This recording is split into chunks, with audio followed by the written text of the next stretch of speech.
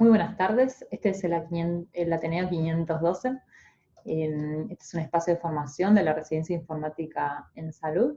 Y la siguiente presentación es una iniciativa del Hospital Italiano de Buenos Aires y tiene lugar dentro de una instancia de aprendizaje en el marco del programa de la residencia. Mi nombre es Amelio Boto, soy psicóloga de la UBA y he hecho mi especialización en epidemiología en el Ministerio de Salud de la Nación. Es 25 de junio del 2020, y junto con Luciana Rubín hemos hecho el comienzo de esta serie de 4 Ateneos que van a hablar de CDSS, este particular de override, fatiga alertas y burnout.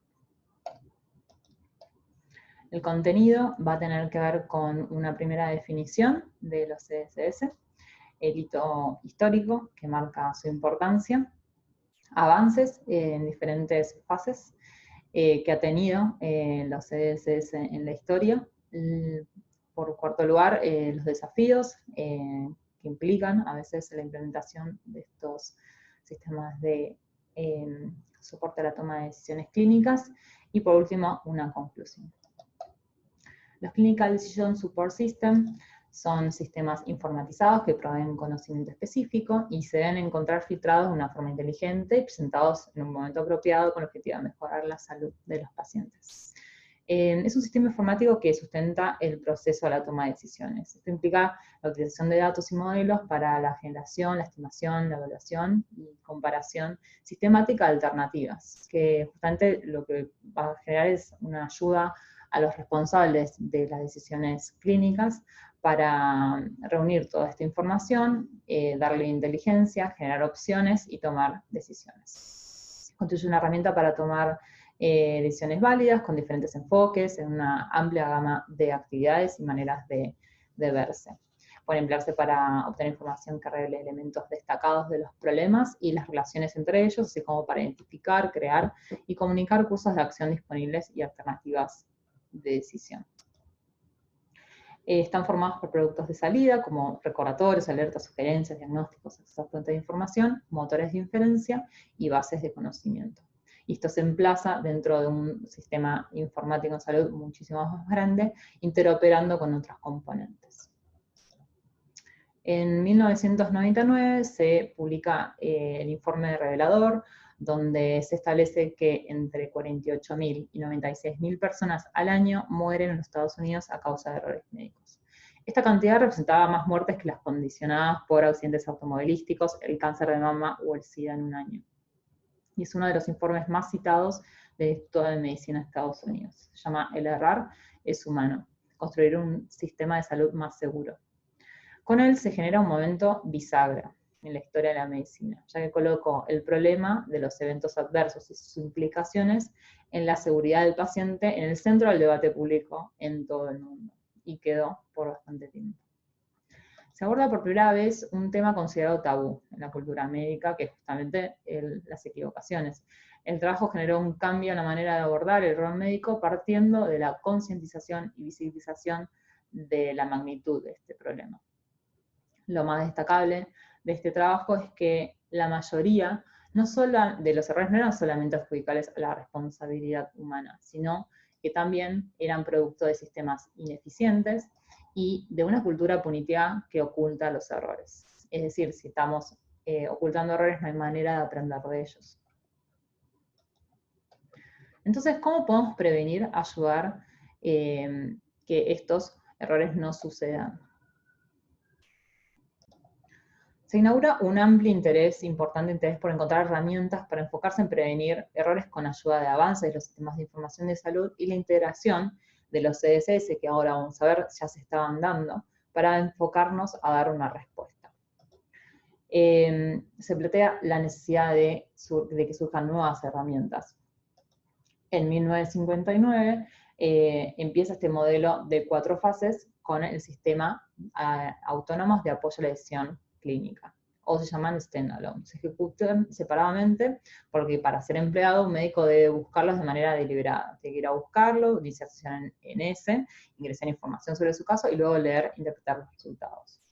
Las ventajas que tenía era que cualquier persona con acceso a conocimiento clínico, habilidades informáticas, recordemos es años 60, puede generarlo, y no había necesidad de estandarizarlo, y eran relativamente fáciles de compartir. Su desventaja principal era la falta de proactividad, es decir, que sí o sí el usuario tenía que ir a buscarlo. Y si tenemos en cuenta que muchos errores, también de lo que vimos con este artículo, se ven a la falta de conocimiento, un sistema que no es proactivo no puede hacer ayuda en este caso. Luego pasamos a la fase 2 de 1967, que se comienza con los sistemas integrados. Los avances propios de la medicina contribuyen a la necesidad y la demanda de sistemas que tengan el objetivo principal compartir la información. Para ello necesitan ser integrados. Entonces se busca la interoperabilidad entre los mismos. Pero esta se ve obstaculizada por arquitecturas simples y maduras de los sistemas de información heredados o legacy, ya que carece de métodos de facilitar intercambio, por lo que es necesario desarrollar arquitecturas intermedias o tablas maestras. Los equipos desarrolladores comienzan a integrar los CDS en otros sistemas clínicos, como es el ingreso estructurado de órdenes médicas, o CPOI, y la historia clínica electrónica. Con estos avances se logra que no se tenga que volver a ingresar la información que ya está almacenada, y se abre la posibilidad al fin de que sean proactivos. En 1889 se abre una nueva fase, esto gracias a la masividad de acceso a las computadoras, a las mejoras de las comunicaciones, generó redes integradas que a través de Internet hayan madurado estas arquitecturas intermedias o middleware para posibilitar la integración en sistemas heterogéneos. Comienza el uso de estándares para compartir contenido de soporte a la decisión como marco ideal para interoperar entre diferentes CSS. Sin embargo, existen demasiados estándares para elegir y es importante tener en cuenta que cualquier estándar de codificación va a limitar lo que se puede codificar justamente por el alcance de ese estándar que la persona o ese equipo de personas haya incluido. En el 2005 se inaugura esta última fase, que está escrita por estos autores, donde se recombinan los CSS utilizando interfaz de programación de aplicaciones estándar o APIs. Y este artículo no tenía en cuenta capaz la tecnología ahora que tenemos, entonces se puede pensar y podemos definir y creer que hay una quinta fase que involucra la utilización de estándares que facilitan la implementación, por un lado, como un ejemplo FHIR de HL7 y la integración de registros electrónicos. Hay otra iniciativa de CDS Hooks, que es un modelo en el cual un servicio llamado por un gancho en un sistema clínico, representado por un trigger o un disparador, envía una serie de tarjetas que contienen diferentes tipos de información. Entonces encontramos que en pos de una solución tenemos nuevos problemas y nuevos desafíos, porque ahora entendemos que podemos integrarlos a los sistemas, ahora pueden interoperar, pero parece que son muchos. Así es como se comienza a utilizar y a multiplicar los sistemas de soporte, lo que ha generado numerosas implementaciones de diferentes índoles. Y se empezó a ver un aumento del override. Y empezar a relevar de por qué esta anulación, que va primero, porque se anulan estas alertas, se manifestó como una consecuencia no esperada en la implementación de los sistemas de soporte. Ahora introduciré 3 artículos que hablan de los efectos de los CSS en fatiga de alerta y cómo este fenómeno se puede relacionar con el burnout. Entonces la fatiga de alerta es el fenómeno por el cual profesionales se vuelven insensibles a las alertas de seguridad y como resultado las ignoran o no responden adecuadamente a las mismas. En este primer artículo, que es muy interesante porque condensa un montón de información sobre fatiga de alerta, es un artículo en una revista del año 2016, que en realidad se hace en el 2011, se actualiza en el 2016 y describe las posibles causas y consecuencias de la fatiga de alerta. Es un artículo de la ARC, de Patient Safety Network, que escribe Barton. Y ha encontrado que las alertas son con mucho modestamente efectivas. Es decir, que la luz que encontramos con, decir, bueno, de esta manera de resolver los errores médicos es a partir de incorporar sistemas de información integrados. Ahora vemos que no son tan efectivas como queríamos. que la fatiga alerta es común. Recordemos que la fatiga es este sentimiento de desasosiego, de malestar, de cansancio y decaimiento, que puede generar errores, y aumenta con la mayor exposición del usuario a nuevas alertas cuanto mayor es el uso de los CPOI. Entonces, ¿qué consecuencias puede traer una fatiga de alerta? Estamos viendo algunas. El problema principalmente la seguridad del paciente. Esto genera también desgaste profesional. Recordemos que no ver o justamente anular una alerta que era importante puede tener consecuencias terribles y nefastas para un paciente, y eso puede desencadenar, por supuesto, en un juicio de mala praxis o en las peores consecuencias. También si hay errores o cuestiones no tan ajustadas, puede generar una pérdida de confianza en la herramienta, y este proceso de generar alertas y que después no sean importantes, o la persona el clínico que los ve, o la clínica que los ve no los considera importante, genera este fenómeno de Pedro y el lobo. Es decir, que cuando realmente una alerta sea importante, la persona la va a desestimar. Entonces, esta fatiga puede deberse a un contenido incorrecto o erróneo de los CSS. Esta categoría incluye aspectos prácticos como módulos nuevos que fomentan la prescripción de suministros que el hospital ya no posee, resultando en alertas o recordatorios inapropiados e información en la que no se puede confiar. El contenido de la alerta puede ser problemático también. Las alertas inadecuadas son las que solapan, resultando en contradicciones o falsos positivos, entre otras, ¿no? En general, estas causas fatiga alerta y pérdida de confianza, como veníamos diciendo, y a veces son por problemas de calidad en los datos, que se vuelve dudosa esta información. Por ejemplo, la reconciliación de medicamentos puede ser otro problema cuando la lista de fármacos del paciente incluye drogas desactualizadas o que ya no recibe. Y por último, la sobrealerta genera que no se preste atención a las alertas que son realmente importantes. Ese fenómeno que veníamos hablando de Pedro y el lobo. Este es un estudio publicado, otro más, publicado en 2017, la Biomedical Informatics and Decision Maker. Habla de los efectos de la carga, la complejidad del trabajo y la repetición de alertas sobre el fenómeno de fatiga de alerta en un sistema de soporte a las decisiones clínicas, a la toma de decisiones clínicas. El objetivo era demostrar que aunque la fatiga de alerta se atribuye a altas tasas de anulación en los sistemas contemporáneos de apoyo a la toma de decisiones clínicas, el concepto de fatiga de alerta está mal definido. Probaron diferentes hipótesis que surgen de dos posibles mecanismos de fatiga de alerta. Sobrecarga cognitiva asociada a la cantidad de trabajo, la complejidad del mismo y el esfuerzo que distingue las alertas informativas y las no informativas, estos micro procesos cognitivos que tenemos que hacer al momento de ver una alerta y definir si eso realmente me sirve o no me sirve, o en qué medida lo hace. Y por otro lado, lo que han medido como otro posible mecanismo de fatiga es la desensibilización de la exposición repetida a la misma alerta a lo largo del tiempo. Es un estudio de corte retrospectivo que empleó datos del Epic Care, Instituto para la Salud de la Familia. Es una red de centros de salud calificados a nivel federal que brindan servicio de redes de seguridad en Nueva York y sus alrededores.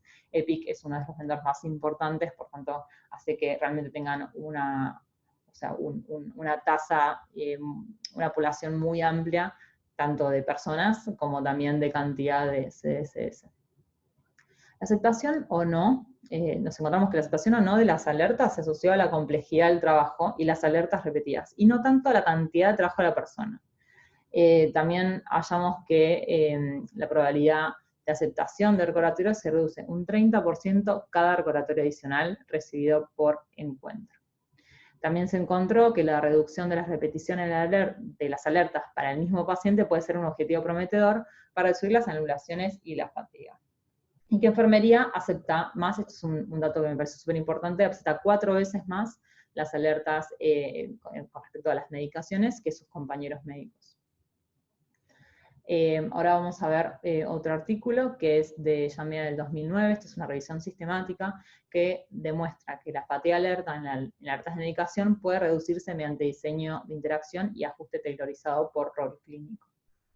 El objetivo principalmente era evaluar qué variantes provocan menos fatiga de alerta.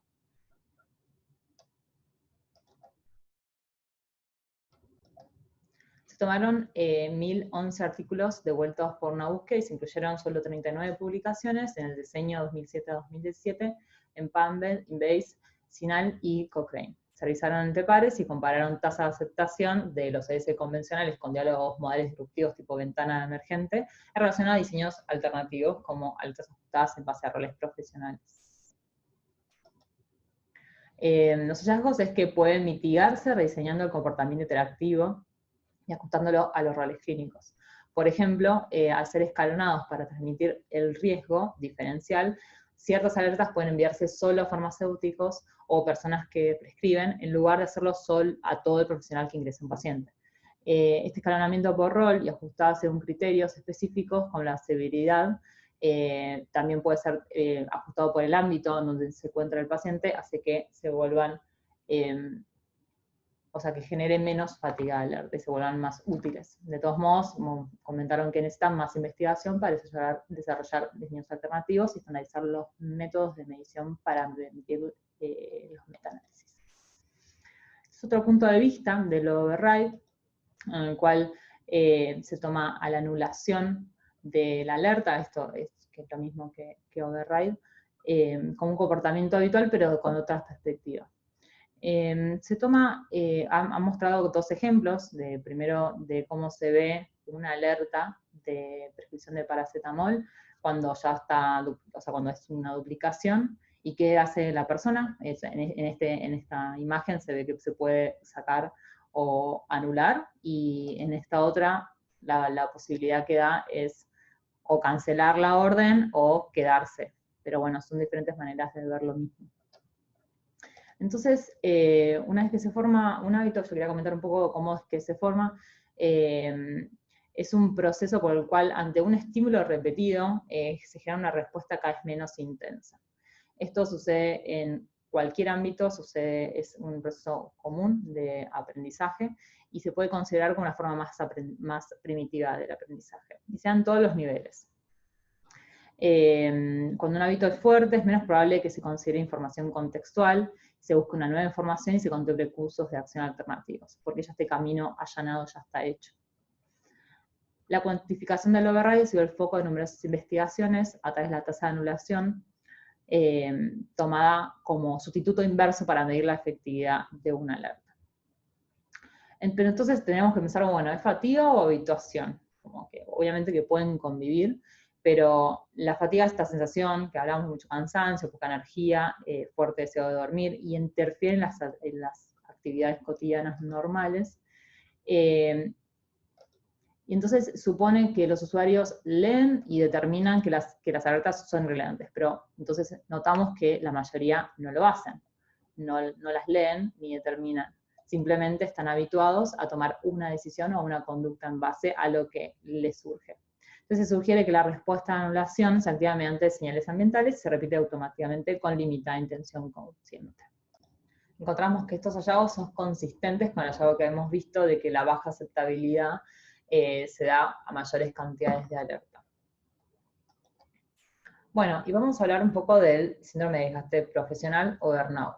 Según la OMS, es un fenómeno ocupacional que consiste en la presencia de una respuesta prolongada de estrés en el organismo ante factores emocionales e interpersonales que se presentan en el trabajo, que incluye fatiga crónica, ineficacia y negación de lo ocurrido. El burnout tiene tres dimensiones, son los sentimientos de agotamiento o real agotamiento físico, mayor distancia mental de trabajo en la persona, o sentimientos de negativismo o cinismo relacionado con el trabajo, y una eficacia profesional que se ve reducida. Estas tres dimensiones colaboran entre sí para generar este síndrome, o este fenómeno.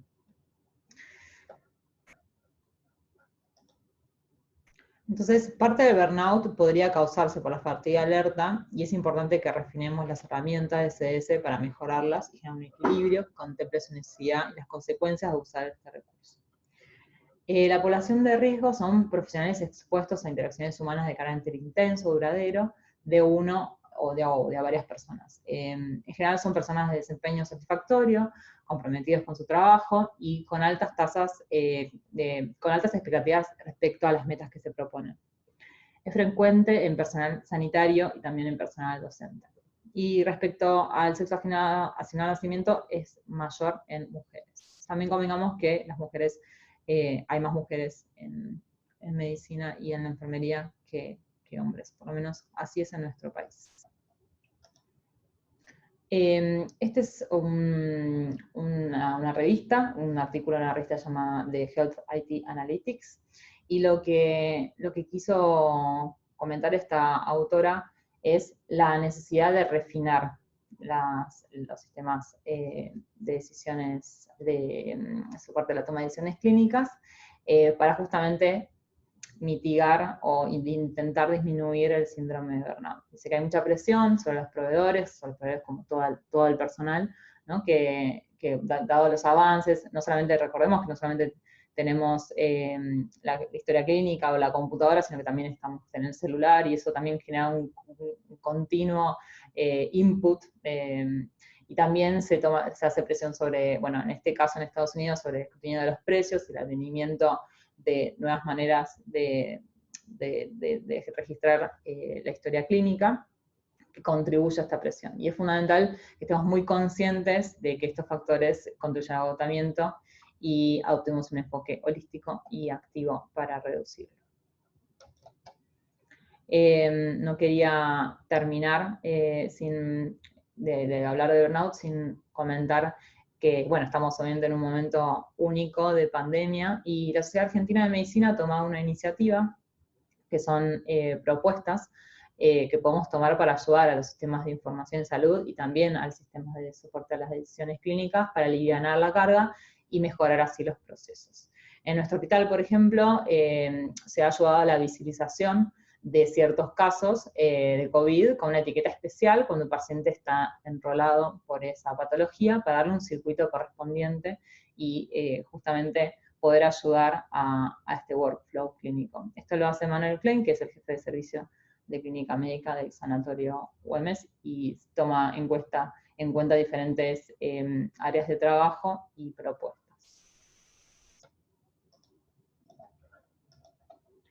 Como conclusiones, quería aportar que si bien los CDCS poseen un gran potencial para reducir el error médico, pueden ocasionar habituación, fatiga de alerta y burnout. Y a fin de cuentas, aumentar el mismo error que supuestamente pretendía disminuir. Entonces es importante tener en cuenta que la dimensión de utilidad de los CDS toma en consideración el exigente workflow clínico, sobre todo en este contexto de pandemia, que podamos hacer nuestro aporte, cada cual desde su lugar, nosotros desde la informática, porque cada microacción y decisión en estas personas que están en la primera línea puede terminar no solo consecuencias indeseables en los pacientes a cargo, sino también en la subjetividad del profesional, y que va a implicar en la subjetividad de su equipo de trabajo.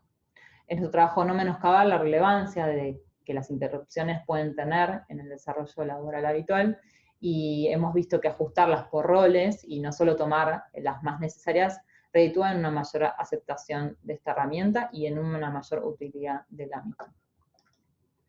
Podríamos pensar ahora en adelante en una sexta fase, o sea, ¿qué viene después?